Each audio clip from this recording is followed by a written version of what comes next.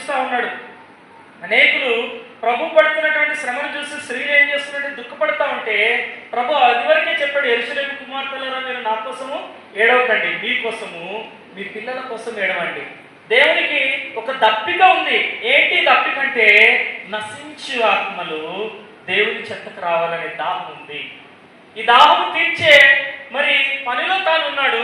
అందుకొరకు సిలువలో తాను మరి చివరి రక్తపు పట్టు కార్చాడు. దాహం కొన్నాడు. దాహం కొంటూ ఉన్నప్పుడు అతని దాహం తీరలేదు కదా, మరి వారు చేదు చిరుకనిచ్చారు.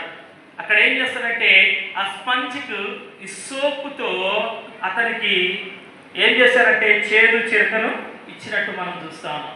ఎంత బిట్టర్నెస్ అంటే నశించిపోయే ఆత్మలు ఆయన దృష్టికి ఎలా ఉందంటే చేదైన అనుభవంగా ఉంది. అందుకే ఆ దాహం తీర్చబడాలని దేవుడు ఏమంటున్నాడంటే నేను తప్పికొనిచున్నాను.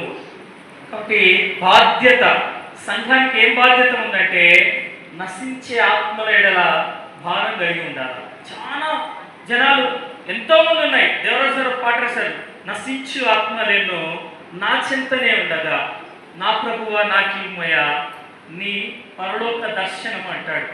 ఎందుకంటే మన చుట్టూ చాలా ఆత్మలు నశిస్తామని మనం కొంత కూడా మరి బాధ్యత లేక మనం ఉన్నాం. అందుకే దేవుడు దక్కుకొచ్చి ఉన్నాడు సిలువలో.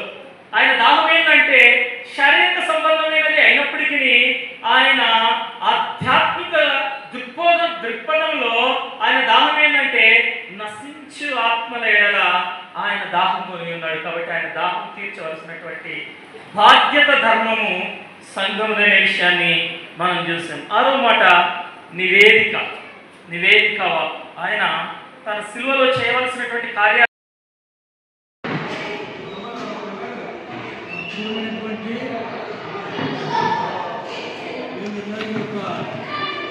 ప్రపంచవ్యాప్తంగా శుభశుక్రవార దినాన్ని సంఘము ఇందార గ్రామంలో జరిగించినట్టు దేవుడు కృపైన వందనాలు. ఎంపీ సంఘంలో ఈ యొక్క శుభశుక్రవారము దుర్భయంగా చక్కగా జరిగించిన దేవుడు కృపైచ్చాడు. మా గ్రామంలోని విశ్వాసులందరూ కూడా ఆదరయ్యారు. ప్రభుత్వం వారు కొంచెం సహకరించారు. అందుకై వందనాలు చెల్లిస్తున్నాం.